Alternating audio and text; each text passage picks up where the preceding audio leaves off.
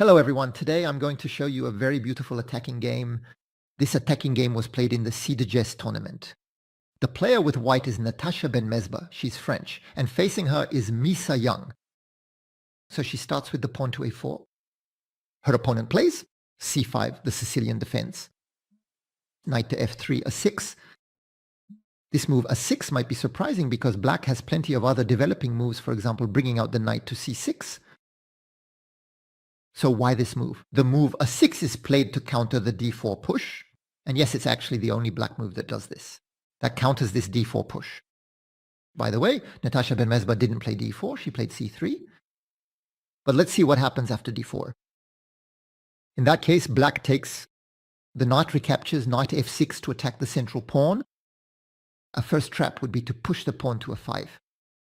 Because here the queen would take advantage to give check.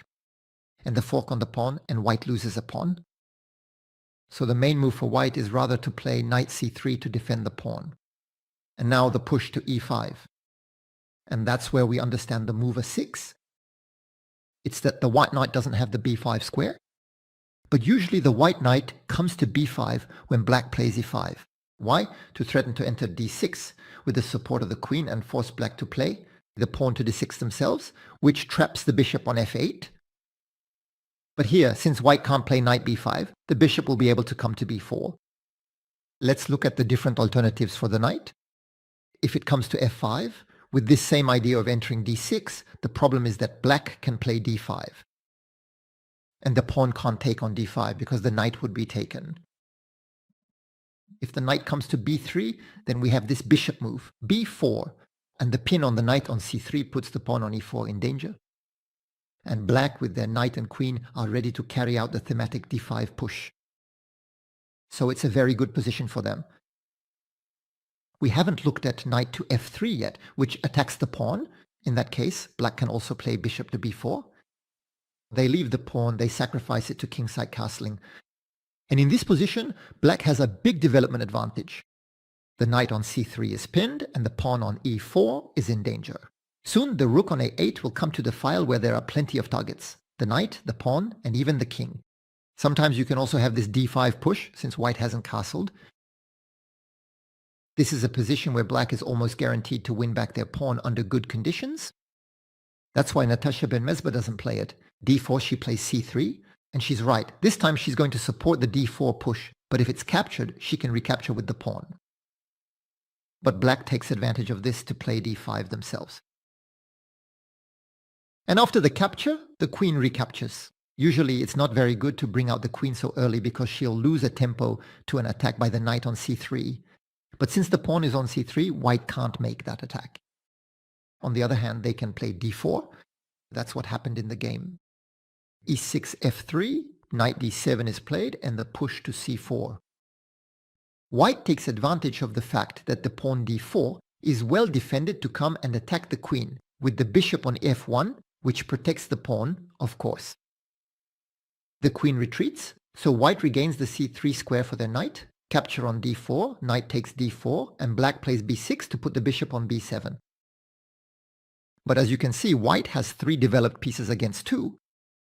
They even have a space advantage. They have more depth with the pawn and the knight on the 4th rank. White will base everything on their development advantage in this game. The queen comes to f3 to attack the rook on a8. Rook to b8, and black is preparing bishop to b7, of course.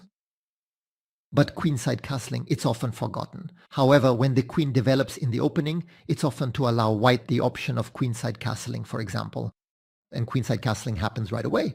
The rook lines up directly with the queen. The opponent plays bishop. b7 counterattacks the white queen, queen to h3. And here, it's very dangerous for the black queen to remain lined up with the rook, so she will move as well, coming to c7. Natacha Benmesbah continues her development with bishop to d3. The rooks are connected, and it's clear that the h1 rook will come to e1.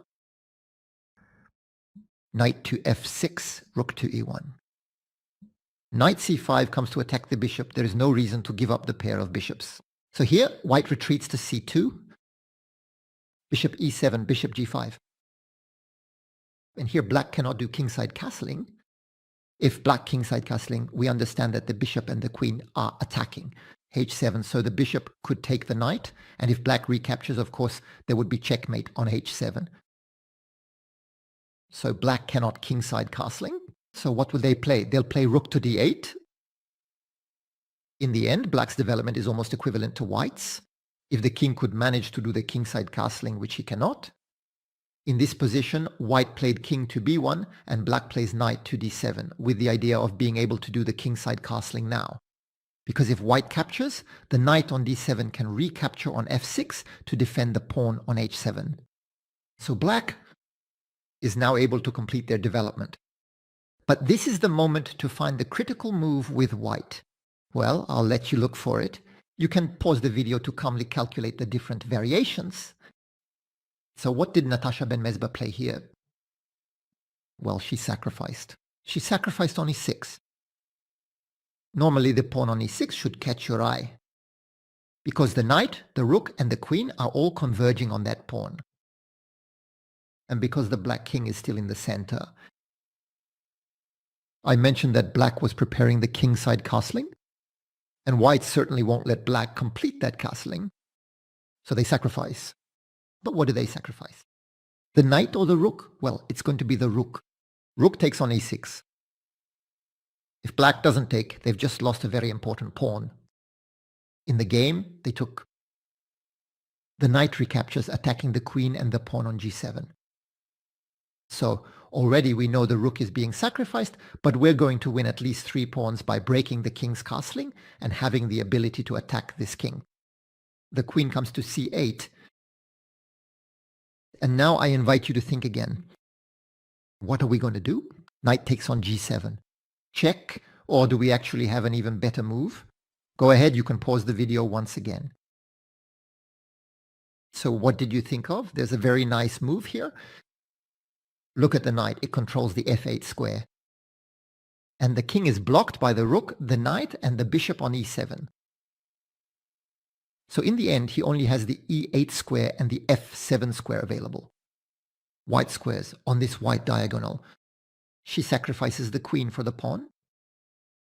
And so queen takes h7. Magnificent.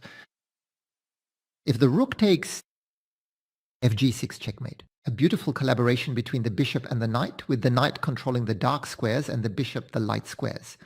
If it's the knight that takes, it's the same, it's fg6 checkmate. So in the position after queen takes h7, you understand that black can't capture. But we still threaten fg6 or queen g6 checkmate, and we also threaten the rook. So what can black do? They haven't given up yet.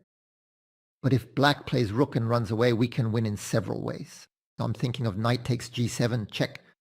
That forces the king to come to f7, and now bishop to g6.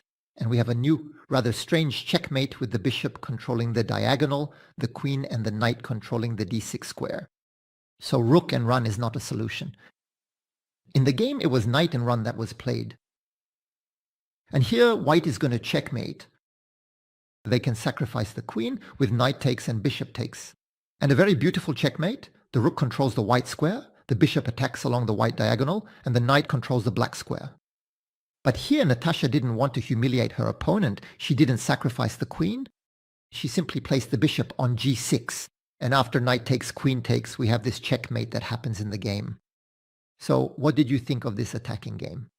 A very beautiful game. I'll take this opportunity to show you the standings near the end. There is still 1 round left among the top 10 for now in this tournament. If you enjoyed the video, don't hesitate to give me a thumbs up, leave comments, share the video, and support the channel. We'll see each other soon for new adventures. Goodbye, everyone.